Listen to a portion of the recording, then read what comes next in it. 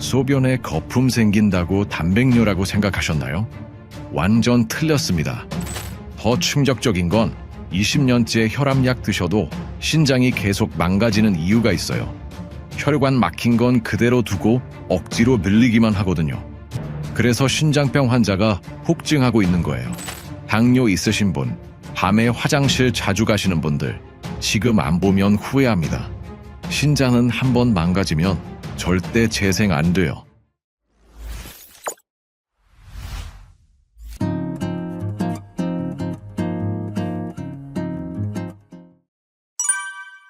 선생님, 저희 아버지가 요즘 소변에 거품이 많이 생긴다고 하시는데, 혹시 신장에 문제가 있는 건 아닐까요? 아, 정말 좋은 질문이네요. 많은 분들이 소변에 거품이 생기면 굉장히 걱정을 하시는데, 먼저 안심시켜드릴 말씀은 거품료 자체가 바로 단백뇨를 의미하지는 않는다는 겁니다. 신장 건강과는 분명히 관련이 있어요. 거품류가 생기는 이유를 설명해드리면, 우리 신장이 혈액에 쌓인 독소를 배출하려고 애를 쓸 때 나타나는 현상입니다. 평소보다 더 많은 노폐물을 소변으로 내보내려다 보니까 거품이 생기는 거예요. 쉽게 말하면 신장이 독소가 많이 쌓였네, 열심히 빼내야겠다 하면서 일을 하고 있다는 신호라고 보시면 됩니다. 실제로 제가 만났던 한 분은 60대 후반 남성분이셨는데 처음에는 변기에 비누칠을 해놨나 하고 농담하셨어요. 그런데 며칠 계속 거품이 많이 나니까 걱정이 되셔서 오셨거든요. 검사해보니 신장 기능이 조금씩 떨어지고 있었지만 다행히 초기 단계여서 식습관과 생활습관 개선으로 많이 좋아지셨어요. 제 경험상 이런 분들을 많이 봤는데 거품료가 있다고 해서 모두 단백뇨는 아니에요. 단백뇨는 별도의 검사로 확인해야 하거든요. 하지만 거품료 자체는 이미 신장 기능이 어느 정도 저하됐다는 걸 보여주는 중요한 신호입니다. 거품료와 단백뇨는 전혀 다른 개념이에요. 거품료는 신장이 독소를 열심히 배출하려고 할 때 생기는 현상이고, 단백뇨는 신장의 여과 기능에 문제가 생겨서 본래 걸러져야 할 단백질이 소변으로 나오는 거거든요.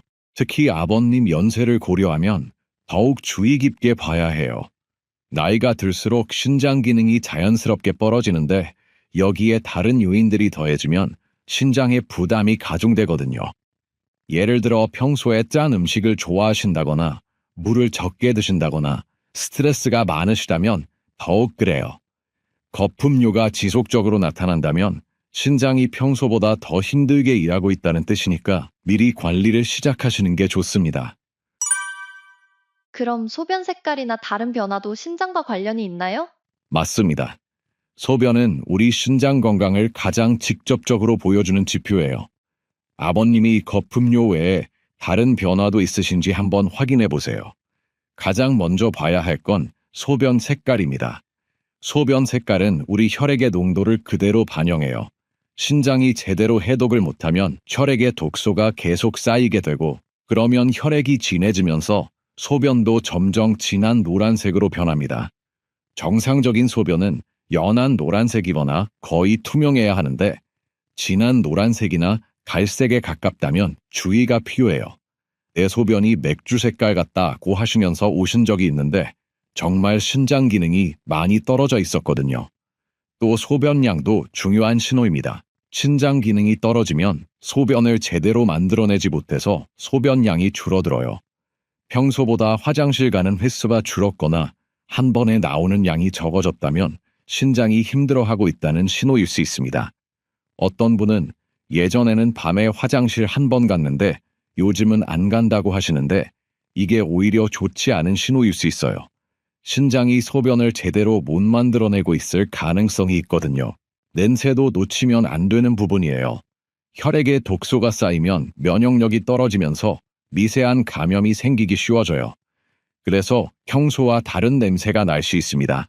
물론 전날 먹은 음식이나 약물 때문일 수도 있지만 지속적으로 냄새가 난다면 한번 확인해 보시는 게 좋아요.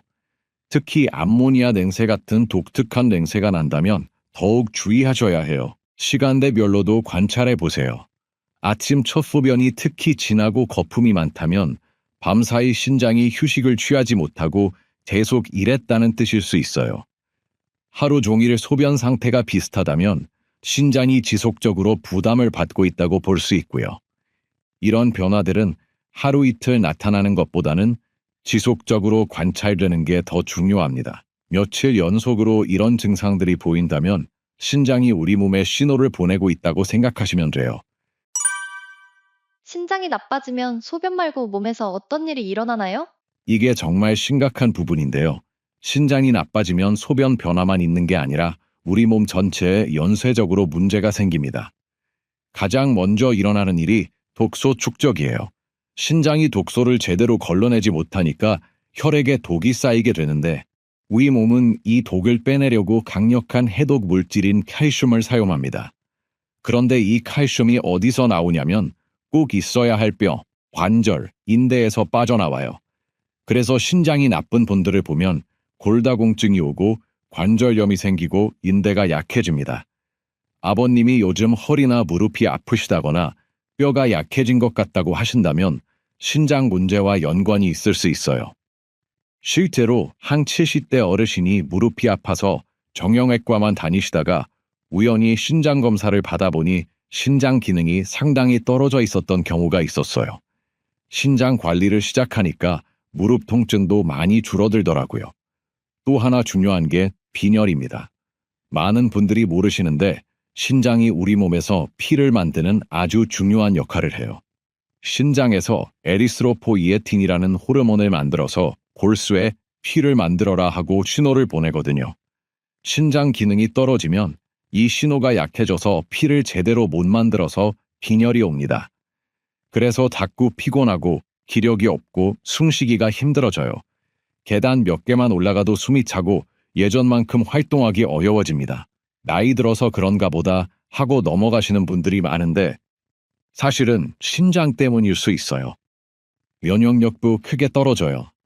혈액에 독소가 많으니까 우리 몸의 방어 시스템이 제대로 작동을 안 해요.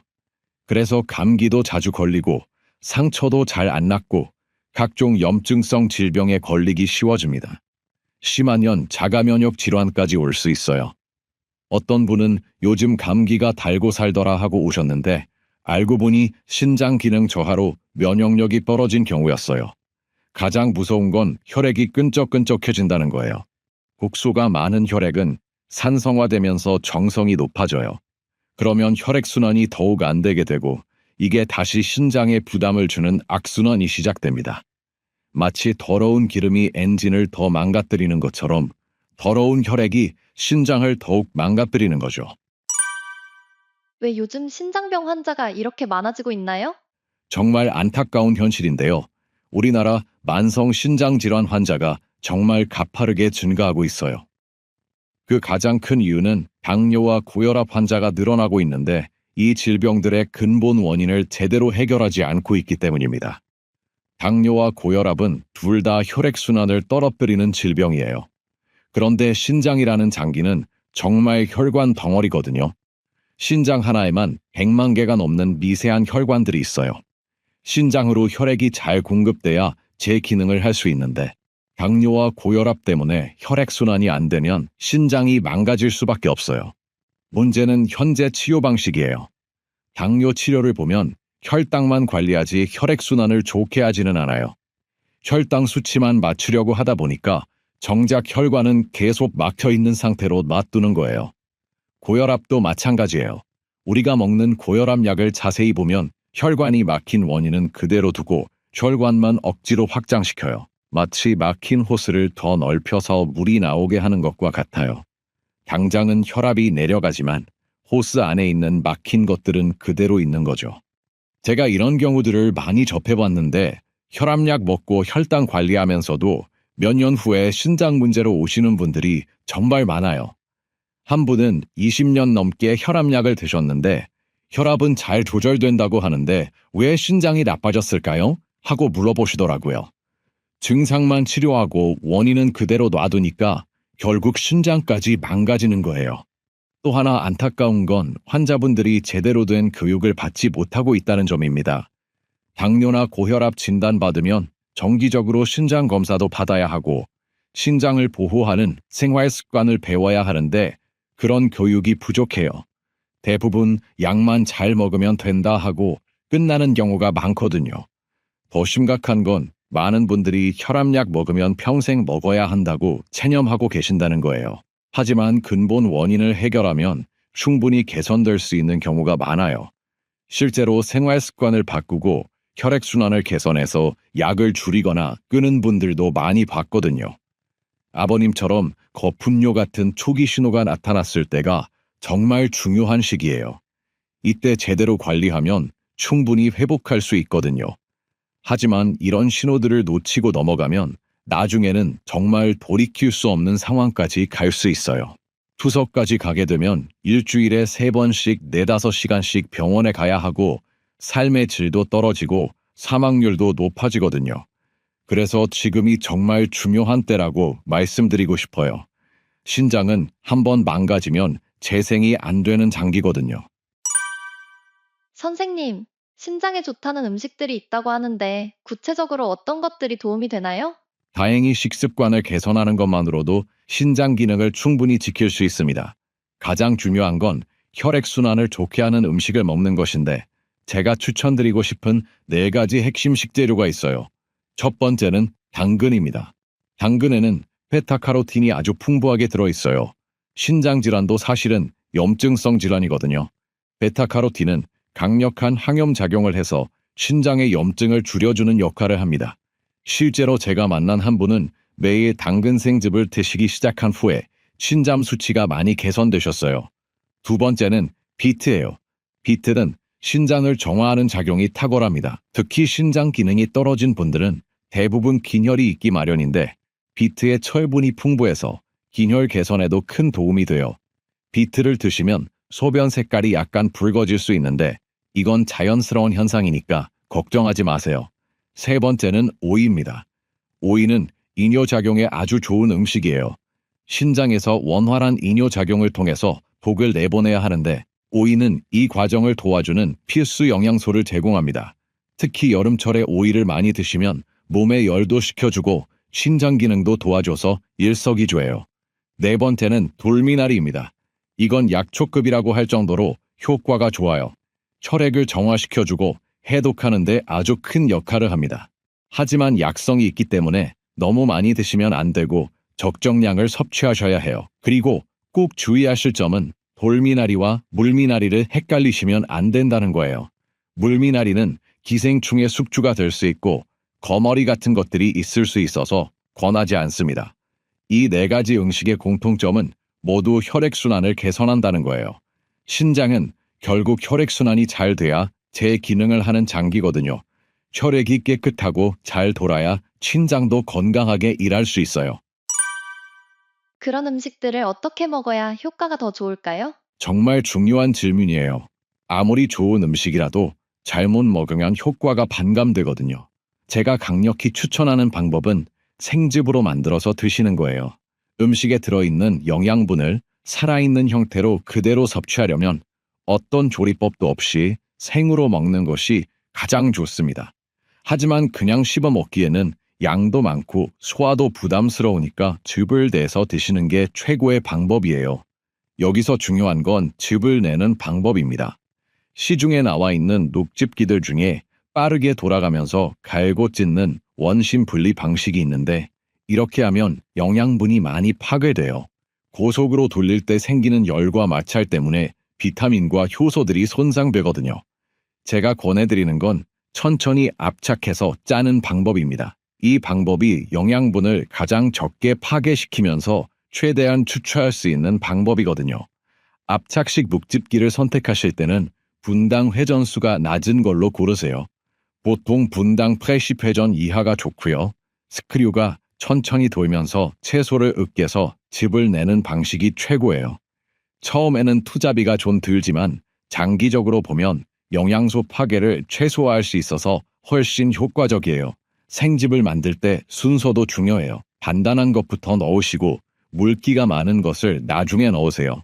예를 들어 당근, 비트 같은 것을 먼저 넣고 오이나 미나리를 나중에 넣으시면 즙이 더 잘 나와요. 그리고 한 번에 너무 많이 넣지 마시고 조금씩 천천히 넣으셔야 기계에도 무리가 안 가고 즙도 더 깨끗하게 나와요. 생즙으로 드실 때의 장점이 몇 가지 있어요. 첫 번째는 흡수율이 아주 높아진다는 거예요. 씹어서 먹으면 소화 과정을 거쳐야 하는데 생즙은 이미 잘게 부서진 상태라 흡수가 훨씬 빨라요. 보통 20분에서 30분 안에 소장에서 바로 흡수되기 시작해요. 두 번째는 섬유질이 제거된다는 점입니다. 많은 분들이 섬유질이 좋은 거 아니에요? 하고 물어보시는데 건강에 이상이 생겼다는 것은 간 기능이 떨어졌다는 뜻이고 간 기능이 떨어지면 소화력도 함께 떨어져요. 이런 상황에서는 아무리 몸에 좋은 섬유질이라도 부담이 될 수 있거든요. 생즙으로 드시면 영양소는 그대로 섭취하면서도 소화 부담은 줄일 수 있어요. 많은 분들이 생즙을 내면 농도가 짙어지는 거 아니야? 하고 걱정하시는데 이건 잘못된 생각이에요. 농도가 짙어진다는 건 수분이 줄어든다는 뜻인데 생즙을 짜면 오히려 물이 많이 나오잖아요. 그래서 생즙은 농도가 짙은 음식이 아니라 수분이 많은 음식입니다. 신장 건강에는 수분 섭취도 중요하니까 일석이조예요. 생즙을 드실 때 타이밍도 중요해요. 가장 좋은 시간은 아침 공복이에요. 위가 비어 있을 때 마시면 흡수가 가장 빠르고 효과적이거든요. 하지만 처음 드시는 분들은 위에 부담이 될 수 있으니까 식사 30분 전이나 식후 2시간 후에 드시는 것도 좋아요. 양도 처음에는 적게 시작하세요. 한 번에 한 컵 200cc 정도부터 시작해서 몸이 적응하면 점차 늘려가시면 돼요. 어떤 분들은 처음부터 많이 드시려고 하시는데 갑자기 많은 양을 드시면 배탈이 날 수 있어요. 생즙은 만들자마자 바로 드시는 게 가장 좋아요. 시간이 지나면 영양소가 파괴되고 맛도 변하거든요. 부득이하게 보관해야 한다면 밀폐용기에 넣어서 냉장고에 보관하시고 하루 안에 드세요. 그리고 보관할 때 레몬 몇 방울 떨어뜨리시면 산화를 막을 수 있어요. 한 가지 중요한 주의사항이 있는데 만약 지금 신장 기능에 이상이 있으시다면 반드시 상담을 받고 드셔야 해요. 신장 기능이 떨어지면 채소에 있는 칼륨을 제대로 처리하지 못할 수 있거든요. 하지만 이런 분들도 올바른 방법으로 생즙을 드시면 신장 기능이 좋아지는 경우가 많이 있어요. 신과일도 신장에 좋다고 들었는데 어떤 효과가 있나요? 맞습니다. 건강한 신장을 유지하는 데 있어서 신과일은 최고의 음식 중 하나예요. 어떤 음식군보다도 혈액순환에 가장 도움이 되는 음식이거든요. 신과일의 핵심은 유기산입니다. 이 유기산이 정말 독특한 성질을 가지고 있어요. 처음에는 산의 역할을 하지만 간으로 와서는 일정한 유기산이 알칼리로 바뀝니다. 그래서 산과 알칼리가 공존하면서 놀라운 해독 능력을 발휘해요. 유기산은 혈관을 깨끗하게 청소하고 알칼리는 산화된 혈액을 약알칼리화시키는 역할을 합니다. 실제로 한 60대 후반 여성분이 계셨는데 신장 수치가 조금씩 나빠지고 있었어요. 그런데 매일 아침 레몬 한 개씩 짜서 물에 타서 드시기 시작했더니 몇 개월 후에 신장 수치가 정상 범위로 돌아왔거든요. 물론 바른 관리도 함께 하셨지만 신과일의 효과가 정말 컸다고 생각해요. 비타민C도 아주 강력한 해독작용을 합니다. 신장 기능이 떨어져서 혈액에 독소가 쌓이잖아요. 이 쌓인 독소를 비타민C가 아주 효과적으로 배출시켜줘요. 비타민C는 수용성이라서 소변으로 배출되면서 다른 독소들도 함께 끌고 나가는 역할을 해요. 또 플라보노이드 같은 성분들은 혈관 벽을 재생시킬 뿐만 아니라 혈관을 탄탄하게 만드는 역할까지 합니다. 신장은 미세한 혈관들이 정말 많은 장기인데 이 혈관들이 건강해야 신장도 건강해져요. 그래서 신장 기능을 유지하고 예방하고 건강하게 만들기 위해서는 신과일을 꼭 드셔야 합니다. 레몬, 라임, 자몽, 오렌지, 키위, 딸기 등 다양한 신과일들이 모두 도움이 돼요. 특히 레몬즙은 신장 결석을 예방하고 요미하는 효과도 있어서 정말 좋아요.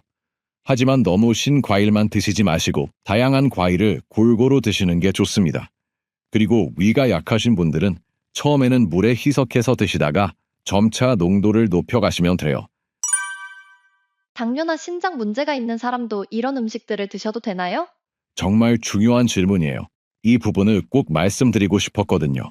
만성 신장 질환은 보통 1기부터 5기까지 단계로 나누는데 이건 사구체 여과율을 기준으로 한 분류예요. 만약 3기, 4기, 5기라면 정말 유의하셔야 하고 이기 환자분들도 꼭 상담을 통해서 과일을 섭취하셔야 해요. 왜냐하면 신장 질환을 회복하기 위해서는 신과일이 필수이긴 하지만 지금 당장 몸이 그걸 처리할 수 있는 상태가 아닌 분들이 너무 많거든요. 신장 기능이 많이 떨어진 상태에서는 과일에 있는 칼륨을 제대로 배출하지 못해서 오히려 부담이 들 수 있어요. 당뇨가 있으신 분들도 마찬가지예요. 신과일이라고 해서 당분이 없는 건 아니거든요. 하지만 포기하실 필요는 없어요. 개인의 상태에 맞게 양을 조절하고 올바른 방법으로 섭취하면 충분히 도움이 될 수 있어요. 예를 들어서 당뇨가 있으시면 처음에는 레몬 4분의 1개 정도를 물에 타서 드시다가 혈당 반응을 보면서 점차 늘려가시는 거예요. 그리고 공복에 바로 드시지 마시고 식사와 함께 드시거나 식후에 드시는 것도 방법이고요. 신장 기능에 문제가 있으신 분들은 더욱 조심스럽게 접근하셔야 해요. 담당 의사와 상의해서 현재 신장 기능 정도를 파악하고 그에 맞게 섭취량을 정하시는 게 좋습니다. 하지만 경험상 올바른 방법으로 꾸준히 드시면 신장 기능이 개선되는 경우가 정말 많아요. 중요한 건 무작정 많이 먹는 게 아니라 내 몸 상태에 맞게 적절히 조절하면서 드시는 거예요. 그리고 변화를 지켜보면서 점차 늘려가시거나 줄여가시면 됩니다. 절대 포기하지 마시고 전문가와 상담해서 나에게 맞는 방법을 찾으시길 권해드려요. 특히 신장 건강에 더 신경 써야 하는 사람들이 있나요? 네, 분명히 더 주의해야 하는 분들이 계시거든요. 첫 번째로 가장 조심하셔야 할 분들은 당뇨, 고혈압, 고지혈증을 앓고 계시는 분들입니다. 이 세 가지 질환은 모두 혈액순환 저하로 일어나는 질환이거든요. 신장이라는 장기는 혈액순환을 아주 많이 필요로 하는 장기예요. 그래서 혈액순환에 문제가 있으면 신장에게는 치명적이에요. 특히 당뇨가 있으신 분들을 보면 혈당이 높으면 혈액이 끈적끈적해져서 미세한 혈관들을 막아버려요. 신장에는 정말 가는 혈관들이 수없이 많은데 이런 혈관들이 하나둘씩 막히기 시작하면 신장 기능이 점점 떨어져요. 실제로 당뇨 환자의 상당수가 나중에 신장 문제로 고생하시는 이유가 바로 이거예요. 고혈압도 마찬가지예요. 혈압이 높다는 건 혈관에 문제가 있다는 뜻이거든요. 혈관이 좁아지거나 막혀서 압력이 높아지는 거죠.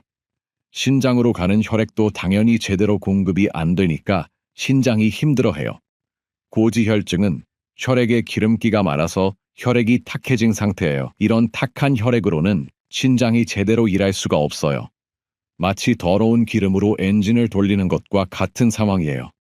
두 번째로 특별히 주의하셔야 할 분들은 갱년기 여성분들입니다.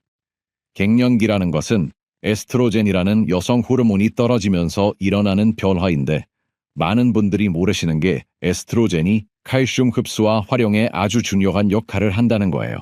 에스트로겐이 떨어지면 칼슘의 활용과 흡수가 현저히 떨어져요. 칼슘이 부족하면 혈액순환이 점점 나빠지고 그러면 신장이 부담을 받기 시작해요. 독소가 잘 걸러지지 못해서 혈액이나 방광에 독소가 쌓이기 시작하거든요. 그래서 갱년기 여성분들을 보면 갑자기 소변 양이 변한다거나 소변을 자주 보게 되거나 밤에 잠을 깨서 화장실을 가는 일이 많아져요. 예전에는 밤에 화장실 안 갔는데 이제는 한두 번씩 깨서 가신다면 이게 바로 신장 기능 저하와 관련이 있을 수 있어요. 만약 이런 질환들이 있으시거나 갱년기 시기에 계신다면 더욱 적극적으로 신장 건강에 신경을 쓰셔야 해요. 그럼 평소 생활에서 신장에 나쁜 습관들도 있을까요? 네, 의외로 많은 분들이 모르고 계시는 나쁜 습관들이 있어요. 이런 습관들이 신장 결석을 만들고 신장 건강을 해치는 주요 원인이 되거든요. 첫 번째가 삶은 채소를 많이 먹는 습관입니다. 채소가 몸에 좋은 거 아니에요? 하고 반문하실 텐데 채소 자체는 좋지만 삶아서 먹으면 문제가 돼요. 채소를 삶으면 그 안에 있는 미네랄들이 모기화가 돼서 결석의 재료로 쓰이게 됩니다. 생채소에 있는 미네랄은 살아있는 형태라서 우리 몸이 잘 활용할 수 있지만 열을 가하면 죽은 무기물 상태가 돼버려요. 이런 무기 미네랄은 우리 몸에서 제대로 처리를 못해서 신장에 쌓이게 되는 거죠. 두 번째는 비타민 D 영양제입니다. 많은 분들이 건강을 위해서 비타민 D를 드시는데 사실 이게 신장에는 좋지 않을 수 있어요. 비타민 D 영양제나 정맥주사는 연부 조직에 석회로 쌓인다는 연구 결과들이 많이 나오고 있거든요. 혈관, 림프관, 관절, 뼈 조직 등에 비타민 D가 계속 쌓이면서 석회화가 일어나고 이게 결국 신장 결석을 만드는 원인이 될 수 있어요. 비타민 D는 햇볕을 통해서 자연스럽게 합성하는 게 가장 좋고 영양제로 먹는 건 신중하게 생각해 보셔야 해요. 세 번째는 고염식입니다. 소금은 염화 나트륨인데 이것도 무기 미네랄 상태로 존재해요. 짠 음식을 많이 드시면 신장 결석이 많이 생겨요. 특히 어르신들은 젊었을 때부터 짠 음식에 익숙하신 분들이 많은데 나이가 들수록 더욱 주의하셔야 해요. 그래서 제가 이런 환자분들에게 항상 말씀드리는 게 비타민 D 먹지 말고 소금 줄이고 삶은 채소 그만 먹고 생채소를 많이 먹으라는 거예요. 이 세 가지만 바꿔도 신장 건강이 크게 달라질 수 있어요. 또 하나 주의하실 점은 가공식품들이에요. 라면, 햄, 소시지 같은 가빈식품에는 나트륨이 엄청나게 많이 들어있거든요. 이런 음식들을 자주 드시는 것도 신장에는 부담이 돼요. 신장 건강을 위해서 물을 어떻게 마셔야 하나요? 물 섭취는 신장 건강의 핵심이에요. 하지만 그냥 많이 마시는 게 아니라 올바른 방법으로 마셔야 해요. 가장 기본적인 원칙은 목이 마르면 무조건 드셔야 한다는 거예요. 목마름은 우리 몸이 보내는 명확한 신호거든요. 물이 부족하다는 뜻이니까 절대 참지 마세요.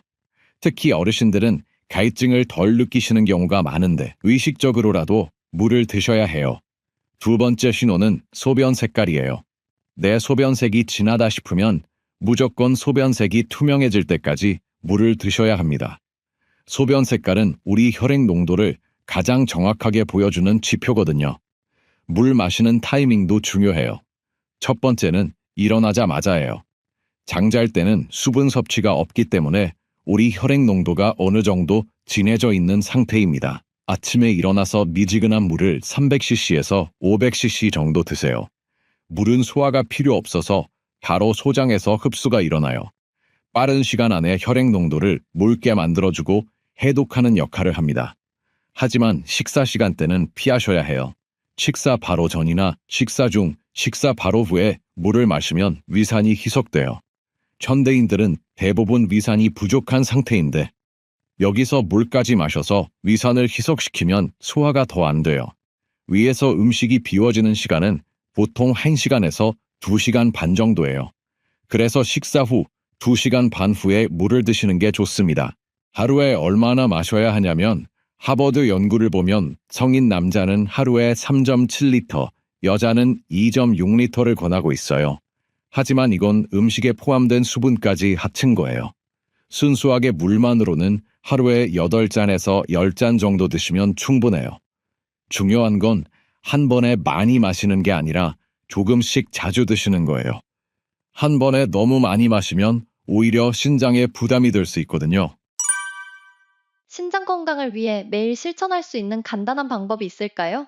네, 매일 간단하게 실천할 수 있는 두 가지 방법이 있어요. 첫 번째는 레몬즙이에요. 레몬즙은 신장 건강과 결석 예방에 정말 탁월한 효과가 있어요. 결석이 만들어지는 것을 우선 방지하고 이미 만들어진 결석이 있다면 그것을 용해하고 배출하는 역할을 해요. 매일 레몬즙을 수시로 마셔주시면 아주 좋은 효과를 볼 수 있어요. 하지만 위염이 있거나 위가 약하신 분들은 처음에 부담이 될 수 있으니까 레몬수로 시작하세요. 레몬 4분의 1개 정도를 물에 타서 드시다가 정차 농도를 높여가시면 돼요. 두 번째는 생채소예요. 이건 정말 중요한 건데 생채소에 있는 살아있는 칼슘이 옥살산과 결합해서 우리 몸 밖으로 배출하는 역할을 해요. 많은 분들이 시금치 먹으면 결석 생기지 않나요? 하고 걱정하시는데 오히려 반대예요. 생채소를 먹으면 거기에 있는 살아있는 칼슘이 옥살산을 잡아서 몸 밖으로 내보내줘요. 그래서 생채소를 많이 드시는 게 결석 예방에 도움이 돼요. 삶은 채소는 문제가 되지만 생채소는 오히려 도움이 되는 거죠. 간단한 실천법을 말씀드리면 아침에 일어나서 레몬 반 개를 물에 짜서 드시고 점심과 저녁에는 생채소 샐러드를 곁들여 드세요. 상추, 양배추, 오이, 당근 같은 흔한 채소들로도 충분해요.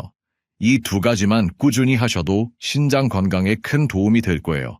복잡하게 생각하지 마시고 간단하지만 꾸준히 실천하시는 게 가장 중요해요. 마지막으로 당부드리고 싶은 말씀은 신장은 한 번 망가지면 재생이 안 되는 장기라는 거예요. 그래서 미리미리 관리하는 게 정말 중요해요. 지금부터라도 이런 간단한 습관들을 시작하시면 평생 건강한 신장을 유지하실 수 있을 거예요. 오늘 제가 여러분께 고백할 이야기는 정말 부끄럽고 죄송한 마음입니다. 40년간 의사로 살면서 제가 얼마나 큰 실수를 했는지, 그리고 그 실수 때문에 얼마나 많은 분들께 불완전한 조언을 드렸는지 깨달았기 때문입니다. 제가 젊은 의사였을 때부터 지금까지 환자분들이 선생님, 건강에 좋은 기름 한 숟가락 먹으면 좋다는데 어떤 기름을 먹는 게 좋을까요? 라고 물어보시면 저는 항상 이렇게 답했습니다. 올리브유가 좋습니다. 지중해식 식단의 핵심이니까 올리브유 드세요. 심지어 제 가족들에게도 제 아내에게도 같은 조언을 했어요. 기억에 남는 환자분이 계십니다. 75세 되신 박철수 할아버지였는데요. 고혈압과 당뇨로 고생하고 계셨어요. 선생님, 뭘 먹어야 혈관이 좋아질까요? 하고 물어보시기에 저는 자신 있게 말했습니다. 올리브유 드세요. 혈관에 정말 좋거든요. 그런데 여러분, 이것이 얼마나 중요한 영양소를 놓친 조언이었는지 이제야 알게 되었습니다. 저 역시 72세가 되어서야 비로소 깨달았어요. 제가 그동안 올리브유만 믿고 먹으면서 놓친 필수 영양소들이 얼마나 많았는지를요. 불과 1년 전 일입니다. 제 혈압이 160까지 올라가고 혈액 검사에서도 나쁜 콜레스테롤 수치가 260까지 나왔어요. 의사라는 직업이 무색할 정도로 제 건강이 나빠진 거죠. 같은 또래 친구들을 만나면 야, 우리도 이제 늙었나 보다 하면서 체념하고 있었거든요. 그런데 우연히 하이하 친구와 담소를 나누다가 간과했던 중요한 사실을 알게 되었습니다. 정우야, 너 아직도 올리브유 먹고 있냐? 올리브유에는 오메가3가 거의 들어있지 않아. 오히려 우리 들기름이 오메가3가 60%나 들어있다고. 뭔 소리야? 올리브유가 가장 건강한 기름으로 알고 있는데? 하고 반박했더니 그 친구가 웃으면서 말하더라고요. 그건 서양 사람들 이야기고 우리나라 들기름이 식물성 오메가3 함량으로는 최고 수준이야. 처음에는 믿을 수 없었습니다. 그래서 집에 와서 직접 논문들을 찾아보고 연구 자료들을 뒤져봤어요. 그랬더니 정말 충격적인 진실을 발견했습니다. 제가 40년간 추천해온 올리브유는 오메가9이라는 좋은 지방산이 주성분이지만 정작 우리 몸에 꼭 필요한 오메가3 필수 지방산은 거의 들어있지 않다는 거예요. 반대로 우리가 어릴 때부터 먹어온 들기름에는 오메가3가 60%나 들어있었던 겁니다. 그날 밤 잠이 오지 않았습니다. 내가 그동안 뭘 한 거지? 수천 명의 환자들에게 더 좋은 선택지를 알려드리지 못한 건 아닐까 하는 생각에 정말 괴로웠어요. 그날부터 저는 올리브유와 함께 들기름을 더 적극적으로 식단에 추가하기 시작했습니다. 하루에 한두 스푼씩 아침에 일어나서 한 번, 저녁 식사 후에 한 번 말이죠. 처음에는 고소한 맛이 좀 낯설었지만 금세 적응이 되더라고요. 그랬더니 어떻게 됐을까요? 정말 놀라운 변화가 일어났습니다. 꾸준한 노력과 함께 2달 만에 제 혈압이 160에서 130으로 떨어졌어요. 나쁜 콜레스테롤 수치도 260에서 180으로 내려갔습니다. 무엇보다 눈에 보이는 변화가 있었어요. 피부에 윤기가 돌기 시작했고 아침에 일어날 때 몸이 한결 가벼워진 느낌이었습니다. 제 아내도 여보, 얼굴 색깔이 많이 좋아졌네? 하고 말하더라고요. 그때 깨달았어요. 아, 내가 그동안 환자분들께 하나의 정보만 강조했구나. 특히 우리 어르신들께 정말 필요한 것은 비싼 수입 올리브유뿐만이 아니라 바로 우리 땅에서 나는 들기름의 오메가3 또한 중요하다는 것을 말이죠. 왜 우리 조상들이 들기름을 그렇게 중요하게 여겼는지, 왜 올리브유와 함께 들기름이 우리 몸에 얼마나 좋은지, 그리고 어떻게 먹어야 가장 효과적인지까지 모든 것을 알려드리겠습니다.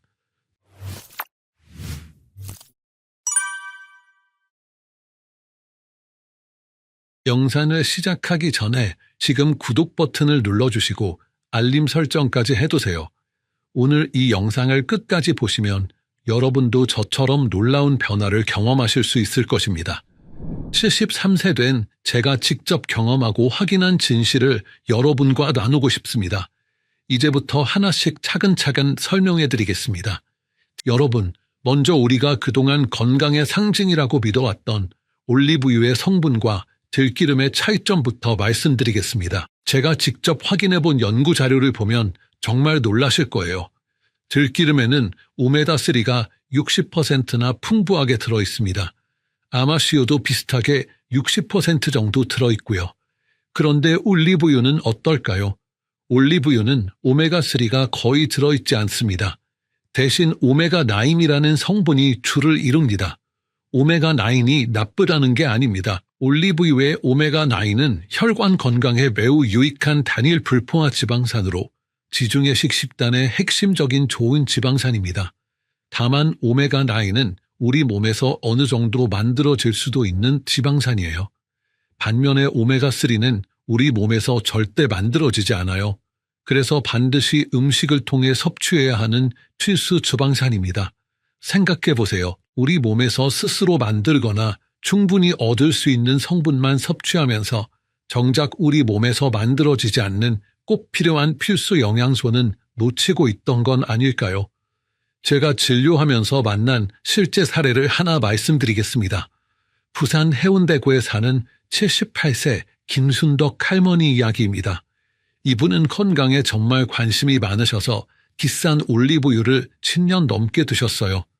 그런데도 혈압이 계속 높았고 혈액검사에서도 염증 수치가 높게 나왔습니다. 선생님, 저는 몸에 좋다는 올리브유도 먹고 운동도 하는데 왜 이렇게 안 좋아지는 걸까요? 하고 물어보시더라고요. 그때는 저도 올리브유가 워낙 좋다고 알려져 있었으니 더 꾸준히 드세요 라고 말씀드렸어요. 그런데 제가 들기름의 필수 영양소로서의 진실을 알고 난 후 김할머니께 들기름을 권해드렸습니다. 올리브유 섭취는 유지하면서 들기름 한두 스푼씩 추가로 드시라고 했더니 어떻게 됐을까요? 석 달 만에 혈압이 170에서 140으로 떨어졌어요. 염증 수치도 정상 범위로 돌아왔습니다. 김할머니가 그러시더라고요. 선생님, 진작 이런 걸 알려주시지 그랬어요. 10년 동안 올리브유만 고집하느라 들기름의 좋은 점을 몰랐네요. 정말 마음이 아팠습니다. 제가 올바른 균형 잡힌 정보를 몰랐기 때문에 환자분이 더 좋은 건강 개선 기회를 늦게 만나신 거거든요. 그렇다면 왜 올리브유가 이렇게 유명해졌을까요? 여기에는 흥미로운 이야기가 있습니다. 지중해식 식단이라는 게 유명해진 건 1950년대부터인데요. 당시 연구에서 지중해 지역 사람들이 심장병이 적다는 결과가 나왔어요. 그런데 여기서 놓친 중요한 사실이 있습니다. 지중해 사람들이 건강한 이유는 올리브유 하나 때문이 아니에요. 그들은 생선도 많이 먹고 견과류도 많이 먹고 채소와 과일도 풍부하게 섭취합니다. 특히 정어리, 고등어 같은 등푸른 생선을 많이 먹는데 이 생선들에 오메가3가 풍부하거든요. 결국 지중해 사람들이 건강한 진짜 이유는 오메가3를 포함한 다양한 영양소를 충분히 섭취했기 때문입니다. 올리브유는 건강한 지중해 식단의 한 부분이지만 필수 오메가3 섭취원으로는 생선 등 다른 식품이 훨씬 더 중요했던 거죠. 그런데 이런 복잡한 내용보다는 올리브유가 좋다는 단순한 메시지가 더 쉽게 퍼진 거죠. 게다가 올리브유를 수출하는 나라들이 마케팅을 열심히 한 것도 한몫해 보여. 반면에 우리나라 들기름은 어떨까요? 우리 조상들은 수천 년 전부터 들기름을 먹어왔습니다. 들깨를 짜서 만든 기름을 나물에도 묻히고 국에도 넣고 그냥 떠먹기도 했어요. 그런데 언제부턴가 서양 것이 좋다는 인식 때문에 우리 것을 외면하게 된 거죠. 정말 아이러니합니다. 식물성 오메가3 함량이 세계 최고 수준인 기름이 바로 우리나라 들기름인데 우리가 그걸 모르고 있었던 거예요. 제가 40년간 의사를 하면서 깨달은 것은 이겁니다. 건강에 관해서는 유행을 따르지 말고 과학적 사실과 함께 우리 몸에 정말 필요한 영양소를 균형 있게 봐야 한다는 거죠. 올리브유가 유명하다고 해서 무조건 유일한 선택지가 아니에요. 중요한 건 우리 몸에 정말 필요한 필수 성분이 얼마나 들어있느냐 하는 겁니다. 그런 관점에서 보면 답은 명확합니다. 오메가3가 60%나 들어있는 들기름이 우리 식단에서 매우 중요한 역할을 할 수 있다는 거죠. 올리브유가 가진 장점과 함께 들기름의 오메가3를 함께 챙기는 것이 가장 현명합니다. 더 놀라운 사실을 하나 더 말씀드리겠습니다. 들기름은 올리브유보다 가격도 합리적이에요. 효과는 더 좋으면서 가격은 더 저렴한 거죠. 그동안 우리가 얼마나 좋은 선택지를 놓치고 있었는지 생각해 보세요. 제가 환자분들께 이런 이야기를 해드리면 다들 이렇게 말씀하세요. 선생님, 그럼 우리가 그동안 바보였네요. 아니에요. 우리가 몰랐던 거예요. 다양한 건강 정보가 없었던 거죠. 심지어 저 같은 의사도 최근에야 알게 된 사실인데 일반 분들이 어떻게 알 수 있겠어요? 중요한 건 이제라도 알게 됐다는 거고 앞으로 올바른 선택을 더 다양하게 하시면 된다는 겁니다. 마지막으로 하나만 더 말씀드리면 외국에서는 이미 들기름의 우수성을 인정하고 있어요. 미국이나 유럽에서도 페릴라 오일이라고 해서 들기름을 건강식품으로 판매하고 있습니다. 우리 것을 외국에서 비싼 값에 사가는 거죠. 정말 흥미롭지 않나요? 우리 땅에서 나는 들깨로 만든 들기름을 외국 사람들이 건강식품이라고 주목하는데 정작 우리는 비싼 올리브유만 고집하는 경향이 있었으니 말이에요. 이제 들기름의 구체적인 효능에 대해 말씀드리겠습니다. 정말 놀라운 이야기들이 많이 있어요. 들기름의 효능을 딱 3가지만 말씀드리라고 하면 저는 주저없이 이렇게 답하겠습니다.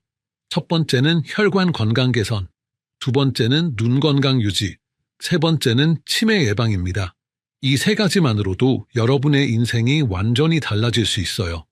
먼저 첫 번째, 혈관 건강 개선 효과부터 말씀드리겠습니다. 들기름의 풍부한 오메가3의 주요 성분은 알파-리놀렌산, ALA인데요. 이 성분들은 혈관벽에 불필요한 노폐물이 쌓이는 것을 막고 혈액의 흐름을 원활하게 도와 혈관을 건강하게 유지하는 데 기여합니다. 대구 중구에 사는 박철수 할아버지 이야기를 해드릴게요. 이분은 젊은 시절 건설 현장에서 일하시면서 기름진 음식을 많이 드셨어요. 그 결과 70세가 넘어서부터 혈압이 180까지 올라가고 혈관이 많이 좋지 않다는 진단을 받으셨습니다. 병원에서는 혈관 수술을 권했지만 나이가 많아서 위험하다고 하더라고요. 그래서 약물 치료만 받고 계셨는데 효과가 별로 없었어요. 그런데 제가 들기름을 권해드린 후 어떻게 됐을까요? 매일 아침 저녁으로 들기름 1스푼씩 드시기 시작했어요. 그랬더니 놀라운 일이 일어났습니다. 4개월 만에 혈압이 180에서 145까지 떨어진 거예요. 혈관 촬영을 다시 해보니 혈액순환이 훨씬 원활해진 것을 확인할 수 있었습니다. 박 할아버지가 그러시더라고요. 선생님, 이게 정말 들기름 때문인가요?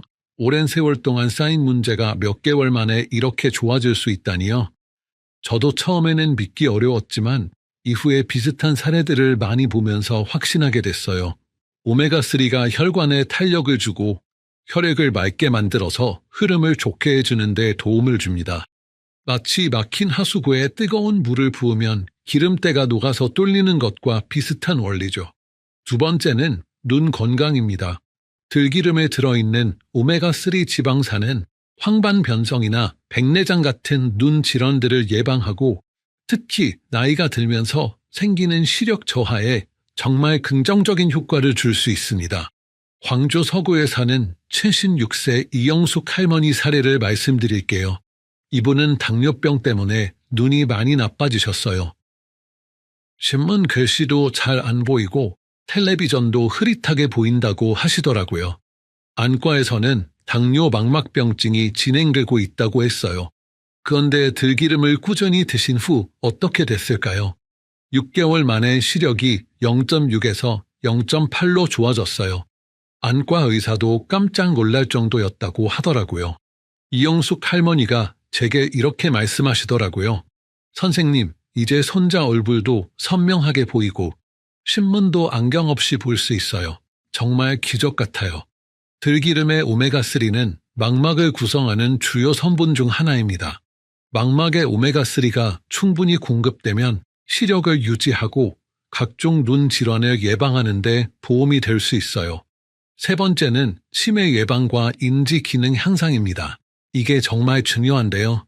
들기름에 들어있는 오메가3는 뇌 신경세포의 주요 구성 성분 중 하나입니다.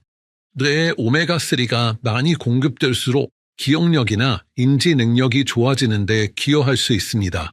인천 남동구에 사는 79세 김만수 할아버지 이야기입니다. 이분은 몇 년 전부터 깜빡깜빡하는 일이 많아지셨어요.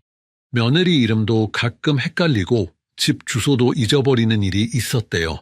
가족들이 치매 초기가 아닌가 걱정했어요. 그런데 들기름을 꾸준히 드신 후 정말 놀라운 변화가 있었습니다. 3개월 만에 기억력이 많이 좋아지신 거예요. 옛날 이야기도 자세히 기억하시고 새로운 것도 잘 외우시더라고요. 김 할아버지 며느리분이 저에게 전화를 하셨어요.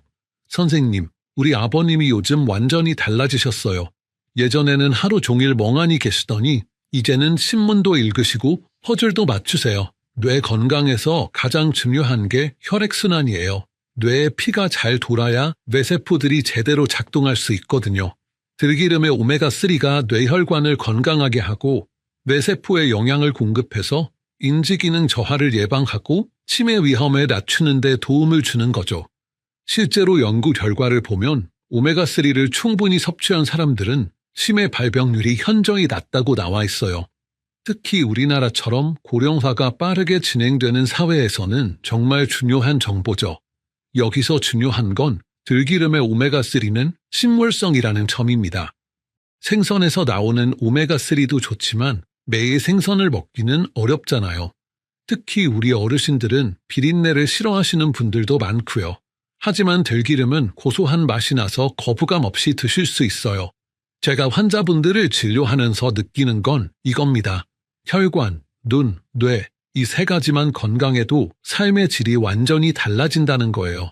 혈관이 건강하면 온몸에 산소와 영양이 잘 공급되고 눈이 좋으면 세상을 선명하게 볼 수 있고 뇌가 건강하면 맑은 정신으로 가족들과 소통할 수 있거든요.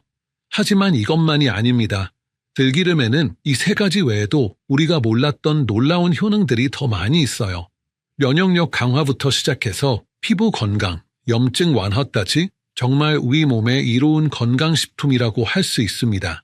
혈관, 눈, 뇌 건강만으로도 충분히 놀라우시겠지만 놀라운 것은 여기서부터예요. 들기름에는 우리가 상상도 못했던 효능들이 더 숨어 있어요. 네 번째는 면역력 강화입니다. 면역력이라고 하면 감기 안 걸리는 정도로 생각하시는 분들이 많은데 사실 면역력은 두 가지 중요한 역할을 해요. 첫 번째는 외부에서 들어오는 세균이나 바이러스를 막아주는 것이고 두 번째는 우리 몸 내부에서 생기는 돌연변이나 암세포를 제거하는 거예요. 들기름의 오메가3가 이 두 가지를 모두 도와줍니다.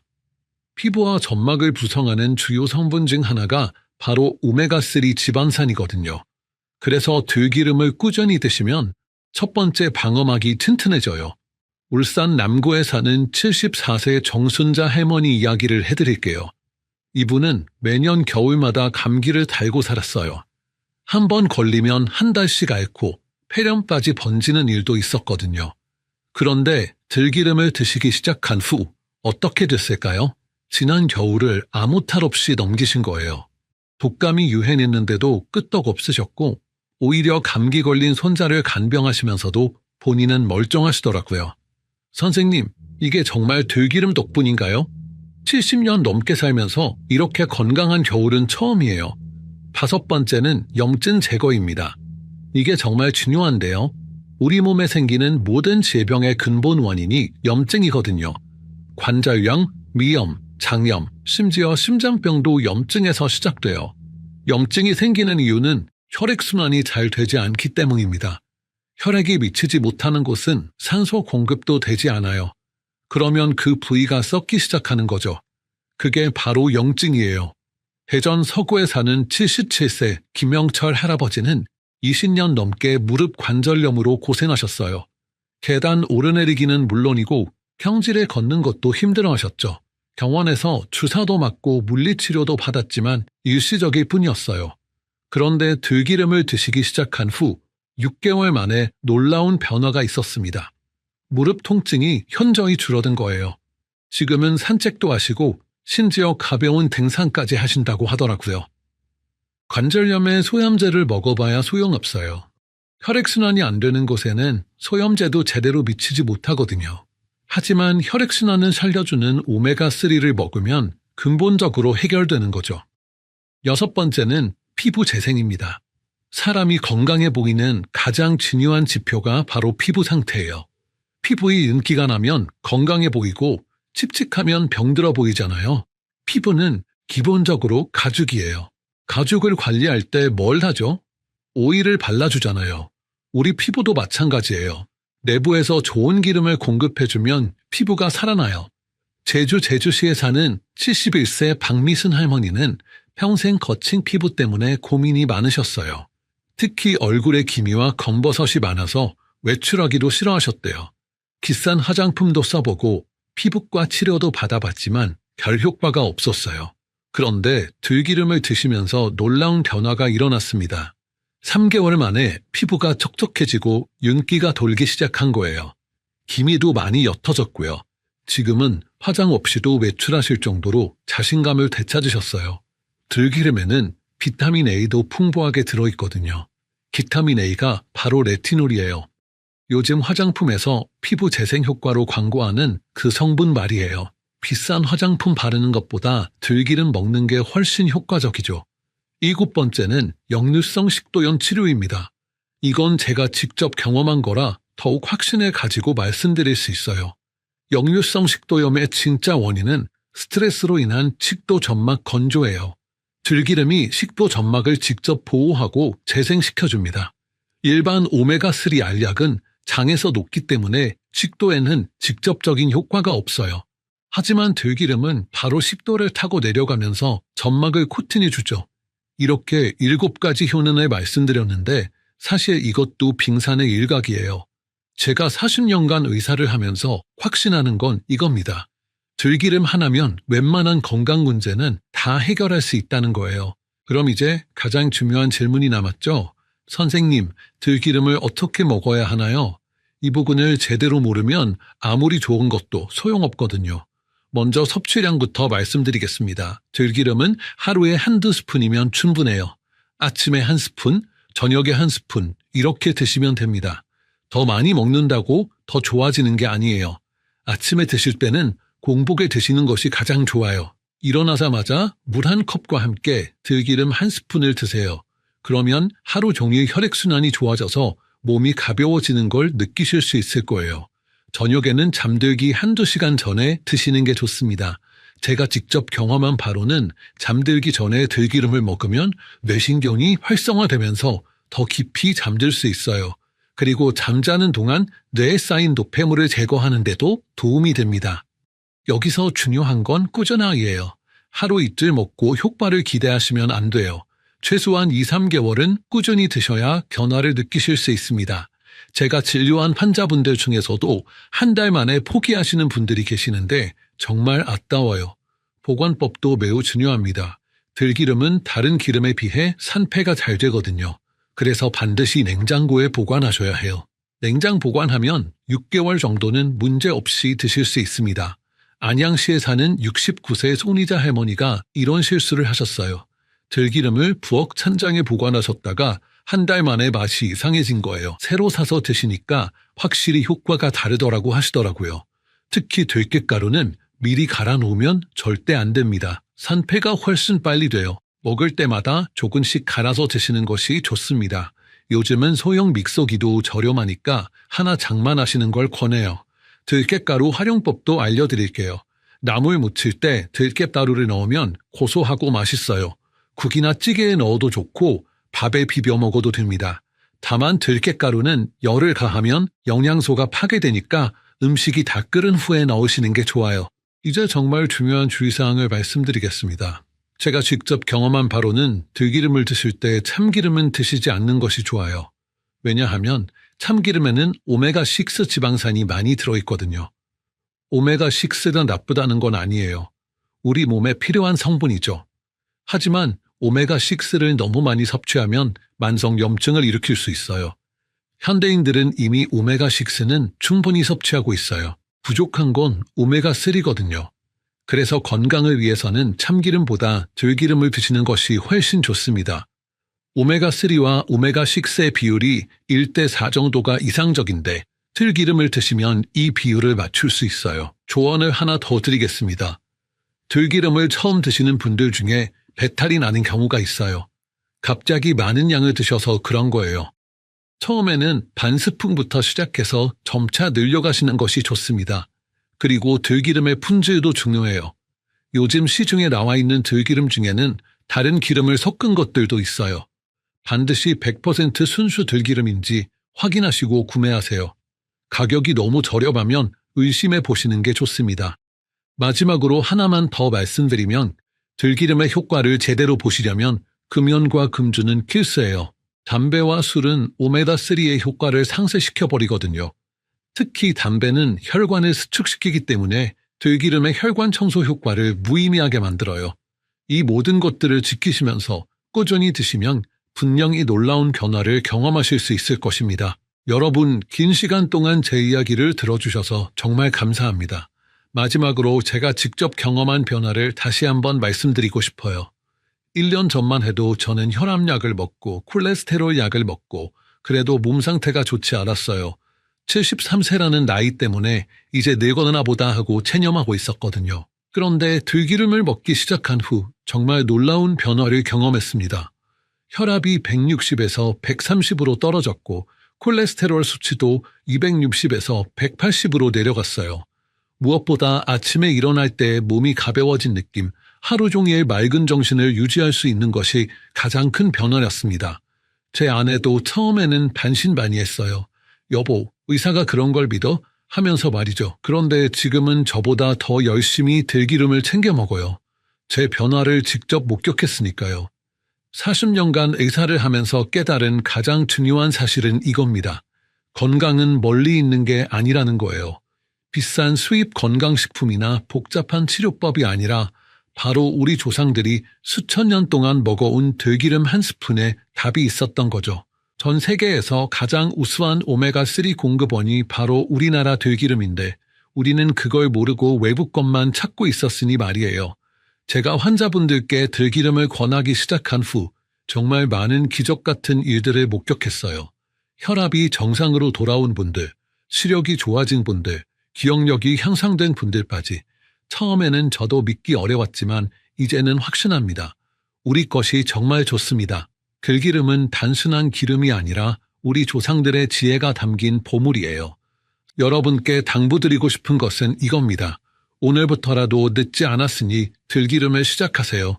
하루 1~2스푼씩 아침 공복에 한 번, 저녁에 한 번 드시는 거예요. 냉장 보관 잊지 마시고 최소 3개월은 꾸준히 드셔보세요. 분명히 변화를 느끼실 거예요. 우리 땅에서 나는 들깨로 만든 들기름이 세계 최고의 건강식품이니까요. 손주들의 결혼식을 건강하게 지켜보시고 증손자의 첫 돌을 함께 축하하시기를 바랍니다. 100세 시대, 건강한 100세를 위해 오늘부터 들기름과 함께 하세요. 제가 오늘 말씀드린 내용이 여러분께 조금이라도 도움이 되셨다면 아래 구독 버튼을 눌러주시고 좋아요도 꾹 눌러주세요. 그리고 댓글로 여러분의 경험도 나눠주시면 정말 감사하겠습니다. 특히 주변에 계신 가족분들, 친구분들과도 꼭 공유해주세요. 이런 소중한 건강 정보는 혼자만 알고 계시기보다는 더 많은 어르신들이 함께 알아야 합니다. 공유 버튼을 눌러서 카카오톡이나 문자로 보내주시면 됩니다. 여러분의 건강한 노년을 진심으로 응원합니다. 다음 영상에서 또 뵙겠습니다. 감사합니다. 안녕하세요. 오늘은 정말 중요한 이야기를 해드리려고 합니다. 아침에 잠에서 깨어난 직후에 절대로 해서는 안 되는 행동들에 대해 말씀드리겠습니다. 많은 분들이 전혀 모르고 계시는 사실이지만 기상 직후 몇 분간은 우리 몸이 가장 위험한 상태에 놓여 있습니다. 이 시간에 잘못된 행동을 하면 정말로 생명을 잃을 수도 있습니다. 여러분은 매일 아침에 일어나자마자 무엇을 하시나요? 혹시 침대에서 벌떡 일어나서 화장실로 급하게 달려가시나요? 아니면 바로 스마트폰을 집어들고 뉴스나 날씨를 확인하시나요? 어떤 분들은 일어나자마자 차가운 물을 벌컥벌컥 마시거나 바로 운동복을 입고 밖으로 나가시기도 합니다. 또 어떤 분들은 알람이 울리자마자 바로 일어나서 서둘러 아침 준비를 시작하시죠.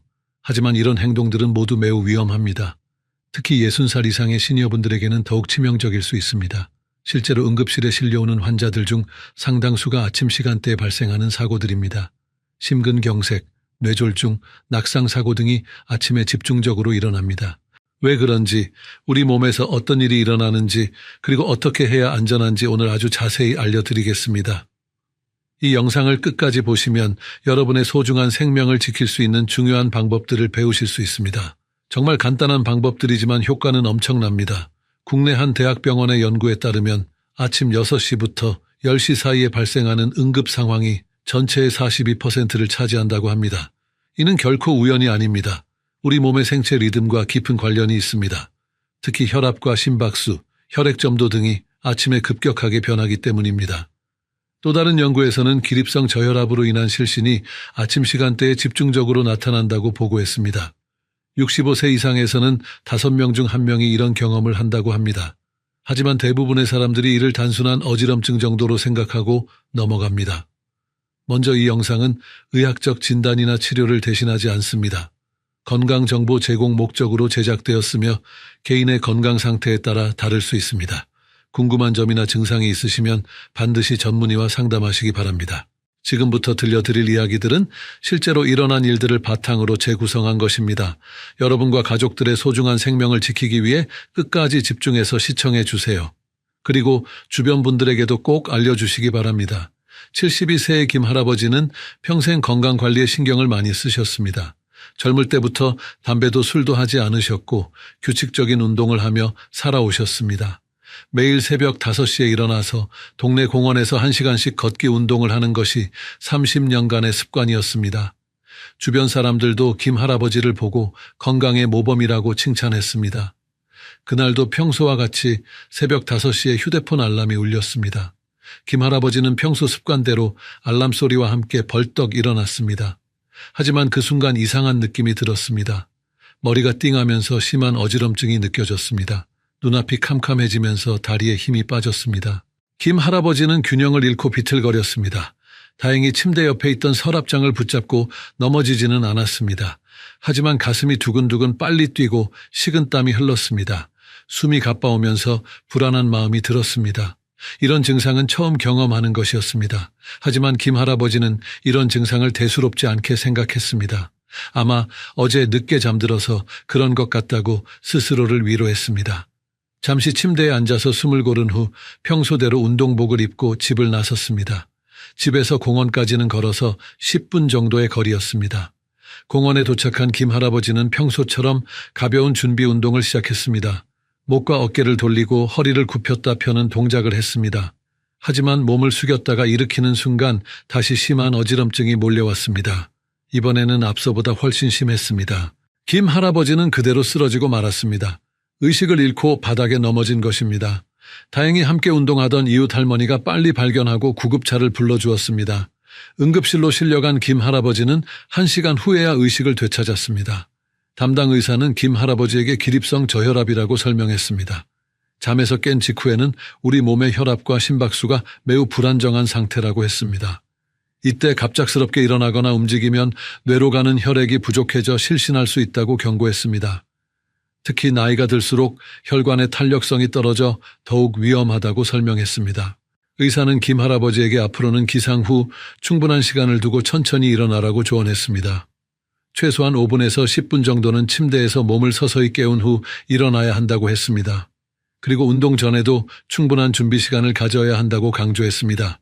김 할아버지는 이후 의사의 조언을 철저히 따랐습니다. 매일 아침 알람이 울려도 바로 일어나지 않았습니다. 먼저 누운 채로 눈을 뜨고 3분간 기다렸습니다. 이때 가볍게 손목과 발목을 돌리고 무릎을 구부렸다 펴는 동작을 반복했습니다. 그 다음 상체를 일으켜 침대에 앉은 자세를 취하고 2분간 더 기다렸습니다. 마지막으로 침대 가장자리에 앉아서 발을 바닥에 내려놓고 1분간 더 기다린 후에야 천천히 일어났습니다. 이런 방법을 사용한 후로는 어지럼증이 완전히 사라졌습니다. 김 할아버지는 지금도 건강하게 매일 운동을 하고 계십니다. 다만 기상 후 몇 분간의 여유를 두는 것만으로 위험한 상황을 완전히 피할 수 있었습니다. 김 할아버지는 지금 이 경험을 주변 사람들에게 적극적으로 알리고 있습니다. 단순해 보이는 방법이지만 생명을 구할 수 있는 소중한 지식이라고 말씀하십니다. 실제로 김 할아버지 덕분에 비슷한 상황을 예방한 이웃들이 여러 명 계십니다. 반면에 비슷한 상황에서 다른 선택을 한 분의 안타까운 이야기도 있습니다. 68세의 박할머니는 평소 고혈압으로 혈압약을 꾸준히 복용하고 계셨습니다. 약을 잘 드셔서 혈압은 정상 범위로 잘 조절되고 있었습니다. 자녀들과도 가까운 곳에 살면서 손자, 손녀들을 자주 돌봐주시는 다정한 할머니셨습니다. 어느 날 새벽 4시쯤 갑작스럽게 전화벨이 울렸습니다. 딸에게서 온 전화였는데 초등학생인 손자가 갑자기 열이 많이 나고 토를 해서 응급실에 데려가야 한다는 내용이었습니다. 하지만 딸의 남편은 출장 중이어서 혼자서는 어려운 상황이었습니다. 박할머니에게 도움을 요청하는 전화였습니다. 박할머니는 손자 걱정에 잠이 확 깼습니다. 마음이 급해진 할머니는 전화를 받자마자 침대에서 벌떡 일어났습니다. 평소 같으면 천천히 일어나셨겠지만 손자 생각에 그런 여유가 없었습니다. 급하게 옷을 갈아입고 가방을 챙겼습니다. 하지만 옷을 갈아입는 중에 박할머니는 이상한 증상을 느꼈습니다. 머리가 어지럽고 가슴이 답답했습니다. 평소에 없던 증상이었지만 손자가 급하다는 생각에 대수롭지 않게 넘겼습니다. 빨리 차를 몰고 딸네 집으로 가야 한다는 생각뿐이었습니다. 박할머니는 서둘러 채 올라탔습니다. 딸네 집까지는 차로 20분 정도 걸리는 거리였습니다.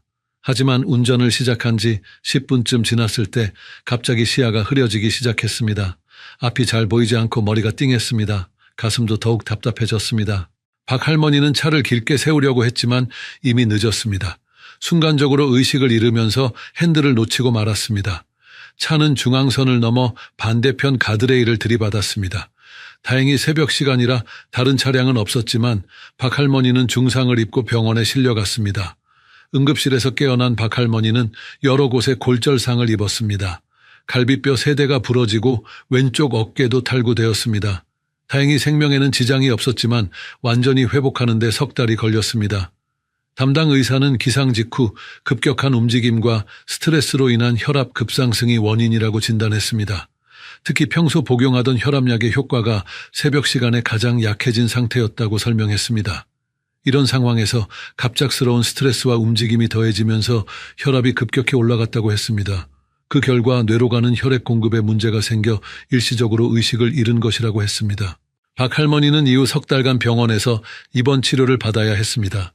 손자를 도우러 가려던 마음이 오히려 더 큰 사고를 불러온 것입니다.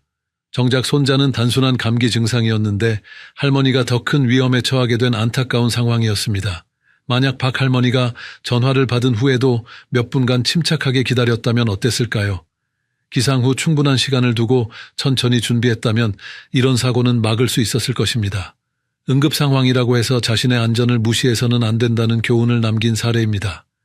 박할머니는 지금 완전히 회복하셨지만 그때의 경험을 잊지 않고 계십니다. 아무리 급한 일이 있어도 기상 후에는 반드시 몇 분간 기다리는 것을 원칙으로 삼고 계십니다. 그리고 주변 분들에게도 이런 경험을 나누면서 주의를 당부하고 계십니다. 그렇다면 도대체 왜 아침에 갑자기 일어나는 것이 이렇게 위험한 걸까요? 이를 이해하려면 먼저 우리 몸이 잠을 자는 동안 어떤 상태에 있는지 알아야 합니다. 수면 중에는 우리 몸의 모든 기능이 휴식 모드로 전환됩니다.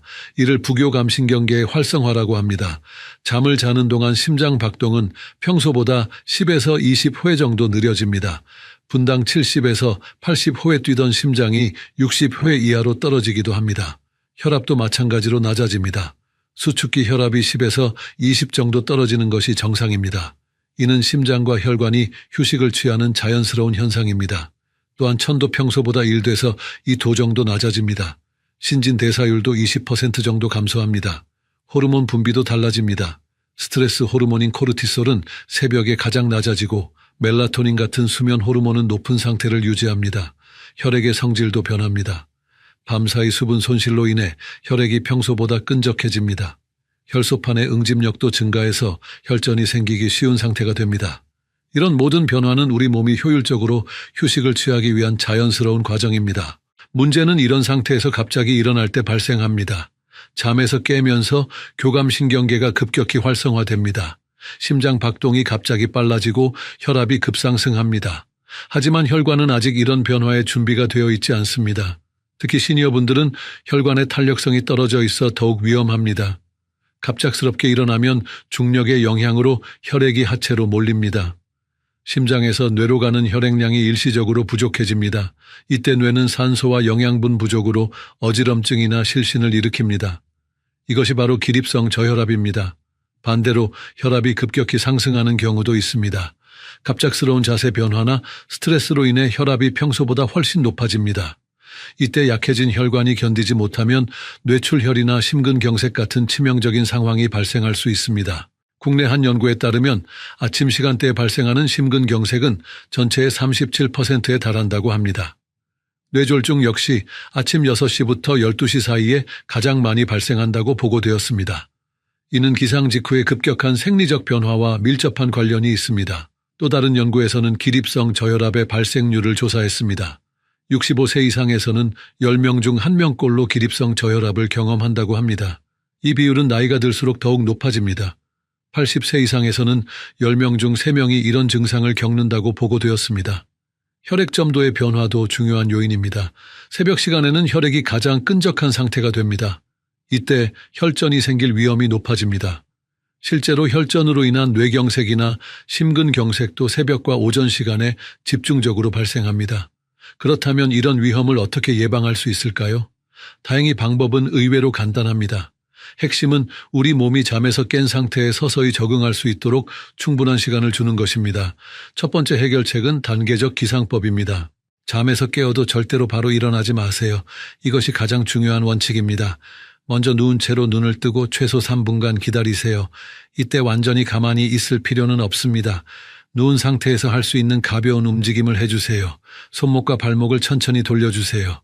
시계 방향으로 10번, 반시계 방향으로 10번씩 돌리면 됩니다. 그 다음 무릎을 가슴 쪽으로 당겼다가 천천히 펴는 동작을 좌우 다리를 번갈아 가면서 각각 5번씩 해주세요. 이런 동작들은 혈액순환을 도와줍니다. 목과 어깨도 가볍게 움직여주세요.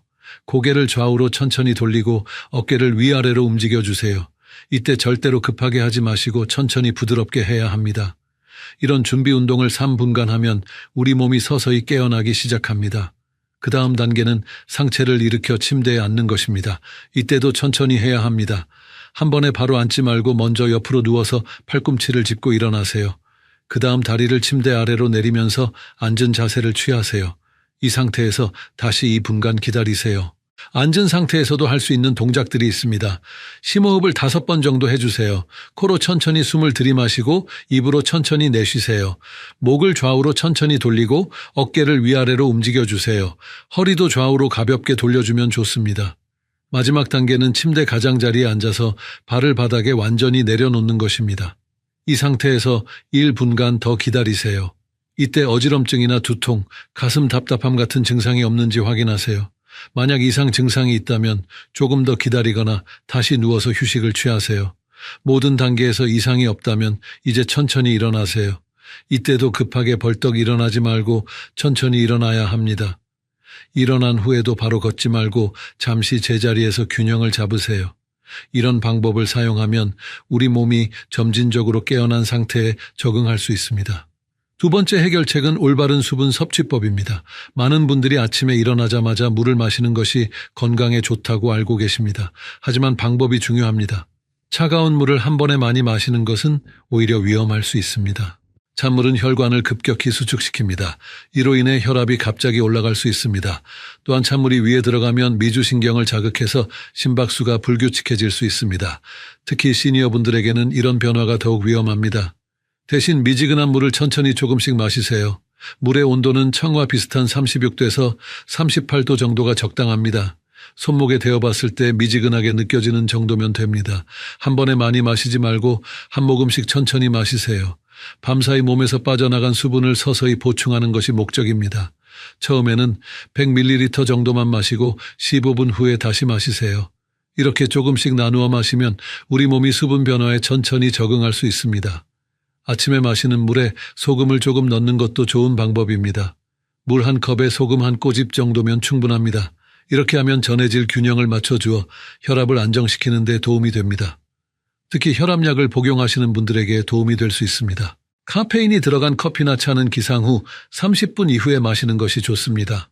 카페인은 심장 박동을 빠르게 하고 혈압을 올릴 수 있습니다. 아직 몸이 완전히 깨어나지 않은 상태에서는 부담이 될 수 있습니다. 커피를 드시려면 물을 충분히 마신 후에 드세요. 녹차나 홍차도 마찬가지입니다. 카페인 함량이 커피보다는 적지만 여전히 주의가 필요합니다. 대신 카페인이 없는 허브차나 보리차를 드시는 것을 권합니다. 따뜻한 성질의 차가 몸을 서서히 깨우는 데 도움이 됩니다. 세 번째 해결책은 환경과 생활 습관 조절입니다. 침실의 온도를 적절하게 유지하는 것이 매우 중요합니다. 너무 춥거나 더운 환경에서는 혈관이 급격하게 수축하거나 확장할 수 있습니다. 실내 온도는 20도에서 22도 정도로 유지하세요. 습도도 중요합니다. 너무 건조하면 혈액이 더 끈적해질 수 있습니다. 적정 습도는 50%에서 60%입니다. 가습기를 사용하거나 젖은 수건을 걸어두는 것도 좋은 방법입니다. 특히 겨울철에는 난방으로 인해 실내가 매우 건조해지므로 더욱 신경 써야 합니다. 침실의 조명도 신경 써야 합니다. 갑자기 밝은 불을 켜면 눈이 부시고 혈압이 올라갈 수 있습니다. 커튼을 조금씩 열어 자연광을 서서히 들여보내세요. 아니면 간접 조명을 먼저 켜고 점차 밝기를 높여가세요. 스마트폰의 조명 조절 기능을 활용하는 것도 좋습니다. 침대 주변 환경도 중요합니다. 침대에서 화장실까지의 동선을 안전하게 만들어 두세요. 미끄러지지 않는 슬리퍼를 침대 옆에 준비해 두세요. 맨발로 걸으면 미끄러져 넘어질 위험이 있습니다. 특히 겨울철에는 바닥이 차갑기 때문에 혈관이 수축할 수 있습니다. 야간 조명도 설치하는 것이 좋습니다. 완전히 어두운 상태에서 갑자기 불을 켜면 눈이 부시고 혈압이 올라갈 수 있습니다. 센서 등이나 무드 등을 설치해서 은은한 불빛을 유지하세요. 이렇게 하면 밤에 화장실을 갈 때도 안전합니다. 알람 소리도 중요합니다. 너무 큰 소리나 자극적인 소리는 스트레스 호르몬을 급격히 증가시킵니다. 자연스러운 소리나 부드러운 멜로디로 설정하세요. 볼륨도 적당히 조절해서 깜짝 놀라지 않을 정도로 맞추세요. 스마트폰의 점진적 알람 기능을 활용하는 것도 좋습니다. 잠자리에 들기 전 준비도 중요합니다. 저녁 식사는 잠자리에 들기 3시간 전에 마치세요. 너무 늦게 먹으면 소화 때문에 숙면을 취하기 어렵습니다. 카페인이나 알코올도 오후 6시 이후에는 피하세요. 이런 것들이 수면의 질을 떨어뜨려 아침 기상을 더 어렵게 만듭니다. 계절별로도 주의할 점들이 다릅니다. 겨울철에는 실내외 온도 차이가 매우 큽니다.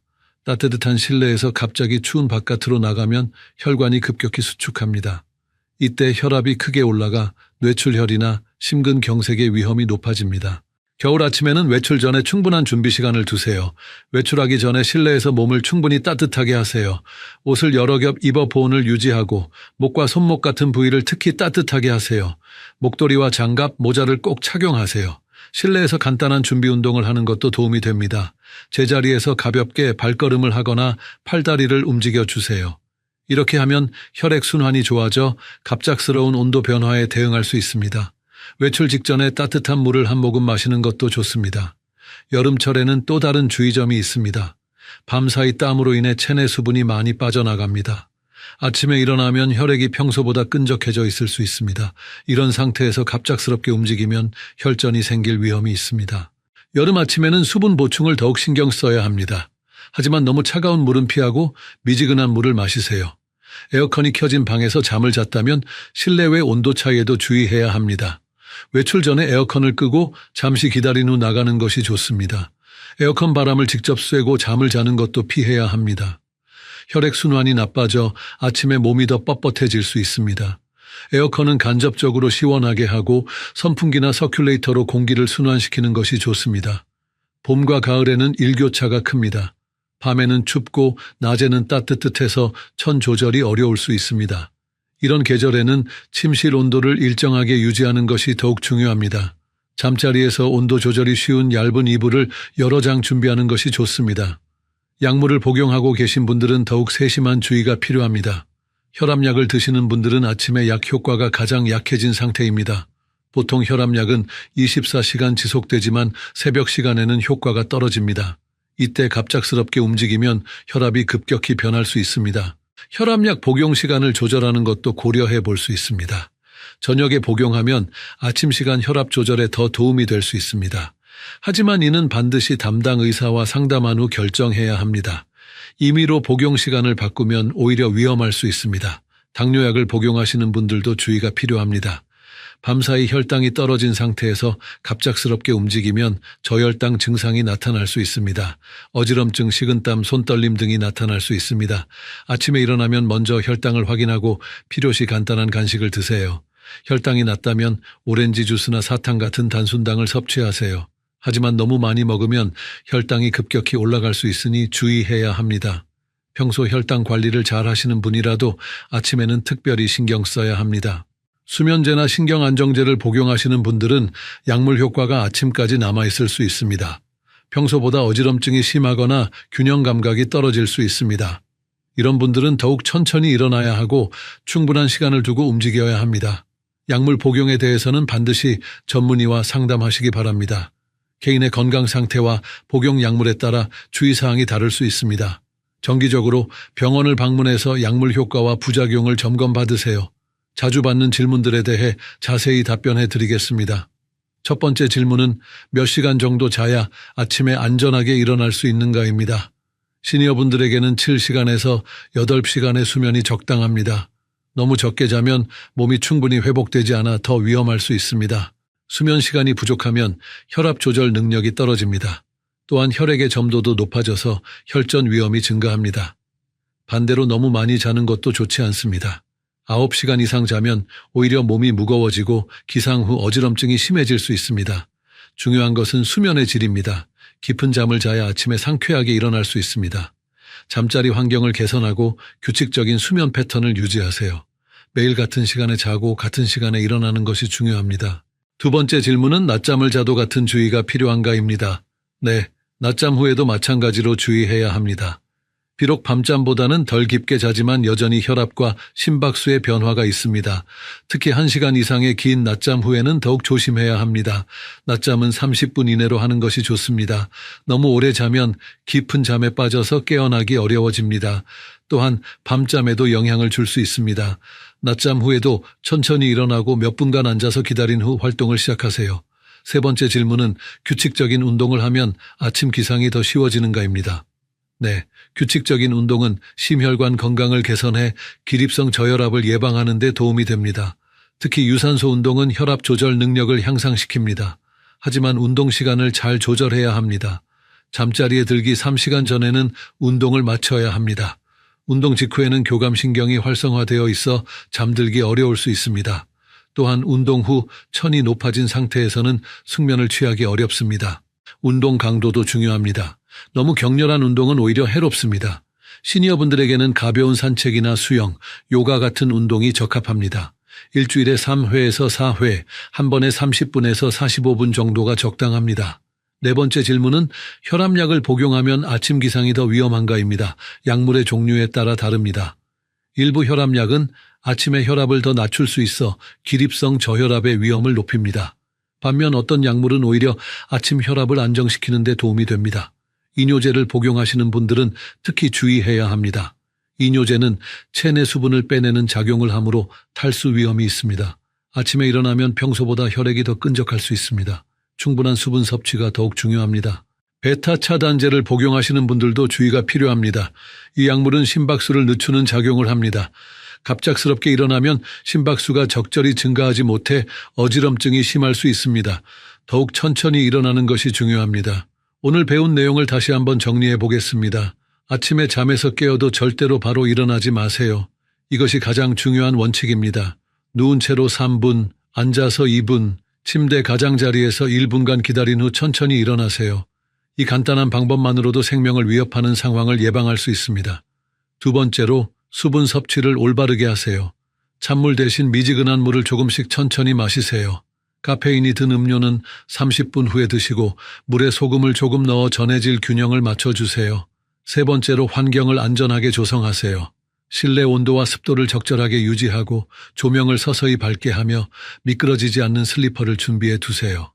계절별 특성을 고려해서 옷차림과 실내 환경을 조절하세요. 앞으로 7일간 오늘 배운 방법을 실천해 보세요. 처음에는 번거롭게 느껴질 수 있지만 곧 자연스러운 습관이 될 것입니다.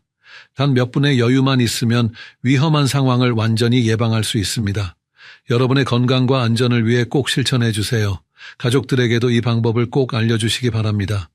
특히 혼자 사시는 시니어분들께는 더욱 중요한 정보입니다. 작은 관심과 실천으로 큰 사고를 예방할 수 있습니다. 건강한 아침이 건강한 하루의 시작입니다. 이 영상이 도움이 되셨다면 좋아요 버튼을 꼭 눌러주세요.